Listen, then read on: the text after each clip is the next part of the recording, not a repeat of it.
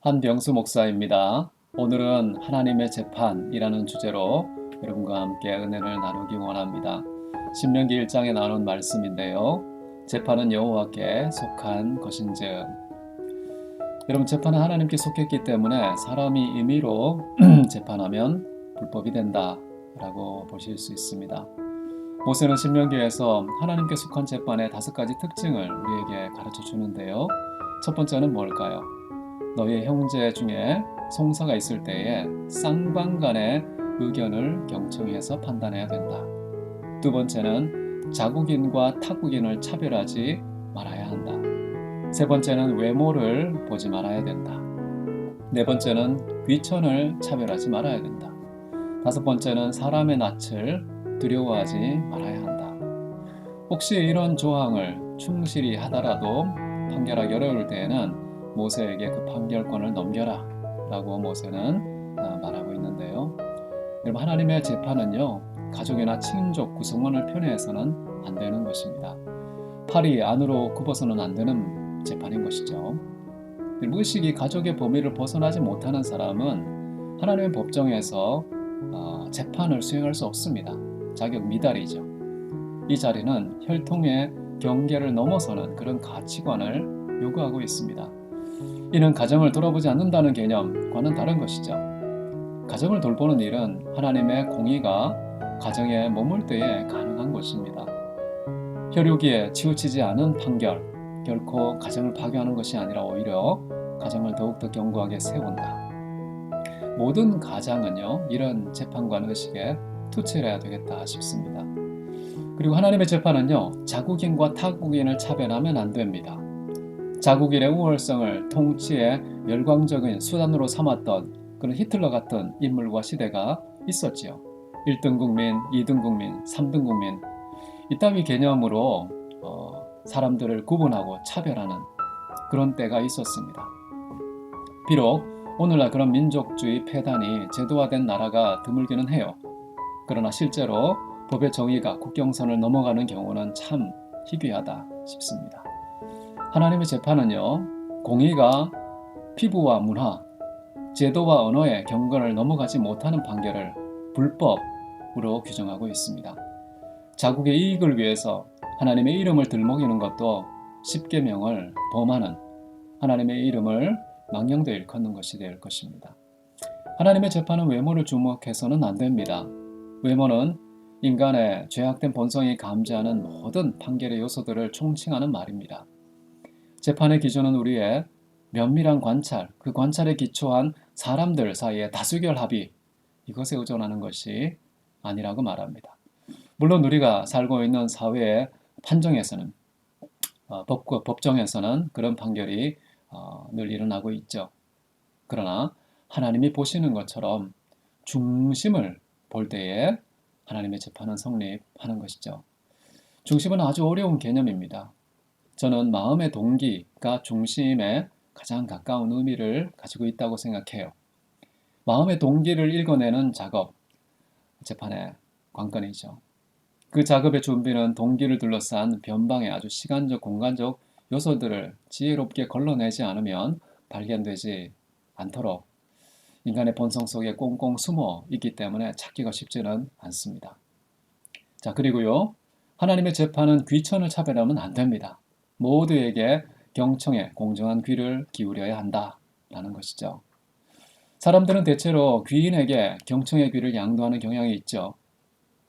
이는 귀인의 사회적인 신뢰도가 천만 사람의 신뢰도보다 높아서 일어난 당연한 현상일 수 있습니다. 하지만 현상의 당위는 사람들의 저항, 의문을 잠재하는 그런 최상의 음흉한 도구로 쓰일 때가 많습니다. 그래서 당연한 현상은요, 늘 악용, 오용, 과용이 군침을 흘리며 눈독을 들이는 표적의 1순위가 되기 쉽죠. 당연을 당연으로 여기고 검토하지 않으면 어떻게 될까요? 판결은 음흉한 거짓에 놀아날 수밖에 없습니다. 하지만 하나님의 재판은요, 당연한 현상의 틈새를 파고드는 어떤 속임수도, 어떤 속임수의 농락도 허락하지 않습니다. 하나님의 재판은요, 사람의 낯을 두려워해서는 안 된다 라고 말합니다. 사람의 얼굴을 보면은 나도 모르게 약해지기 쉽죠. 얼굴 자체가 상대방을 위협하고 제압하는 그런 공포의 수단으로 작용되는 때가 참 많습니다. 얼굴만 봐도 위축되고 주눅드는 그런 경우이지요. 재판관은 그런 자가 가진 막대한 권력, 보복, 이것이 두려워서 반듯한 판결을 굽히는, 주저하는 그런 사람이 되어서는 안 된다는 뜻입니다. 두려움은 언제나 두려움의 대상을 중심으로 모든 것을 움직이게 만들잖아요. 하지만 하나님의 재판은 하나님의 법이 가장 두렵다. 그 법을 제정하신 하나님을 가장 경외한다. 라는 것이 선언되는 현장이라고 볼 수 있겠죠. 판결봉은 우리가 하나님을 다른 누구보다 심히 두려워할 뿐이다. 라는 사실을 증거하는 입술이 되어야 할 것입니다. 재판은요, 하나님의 섭리입니다.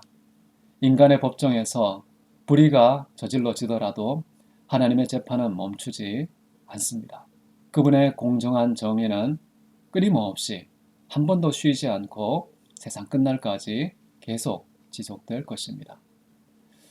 교회는요, 하나님의 이러한 재판을 보여주는 구별된 처소가 되어야 합니다. 마땅히 친족이라 해서 두둔하는 일이 없어야 합니다. 국적이 다르다는 이유로 멸시하거나 차별하는 일이 없어야 합니다. 보이는 외모 때문에 미혹되어서 자칫 판결을 굽히는 일도 일어나서는 안 됩니다.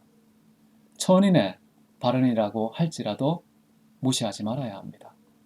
사람의 낯을 두려워하는 것이 아니라 하나님을 가장 두려워할 대상으로 여기는 그런 판단력이 구현되는 곳이어야 한다는 것이죠. 교회는 그래야 재판이 과연 하나님께 속했다라는 사실의 증인이 될 수 있습니다. 저는 이런 모세의 재판 이야기를 보면서 결국 하나님과 교회에 대해서 이야기하고 있구나. 그 모든 심판의 한가운데 예수 그리스도가 서 계시구나.